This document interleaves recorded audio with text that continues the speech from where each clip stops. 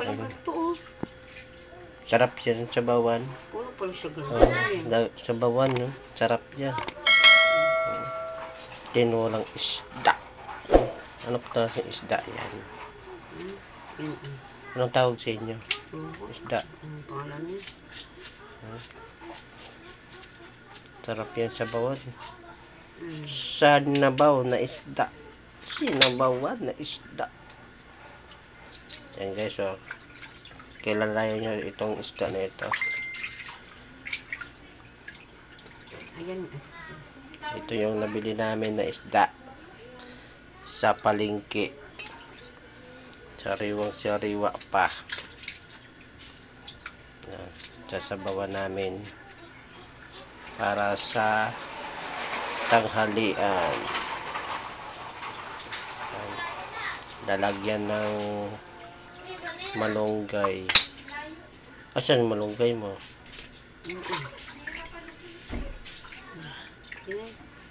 Bigyan mo kaya sa pagong yun, o yung ano, mga laman loob do isda.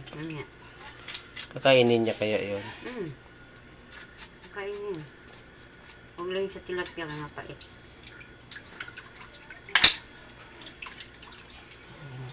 Ang liit naman lagayan mo, sobra na. Gonggong. Kain ka gonggong. Sobra na sa lagayan.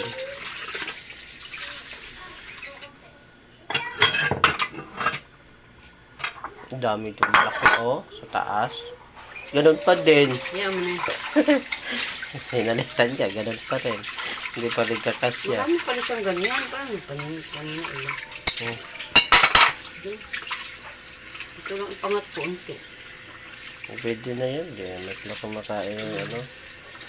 Sabaw lang pinakain nila. Hindi ka marunong kumain ng isda.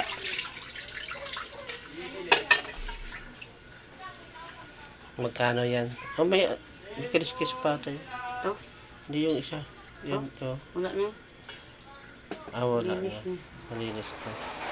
Yan na ang yun ang ipapaksyo mo. Yan. Ito sa sabawan. Sige, lutuin mo na. Ito guys, yung sahog ng tinolang isda. May kamatis, may tanglad dito pa guys. Tsaka sibuyas, saloya. Ito yung gulay guys. Yan. Malunggay. Tara, magluluto na.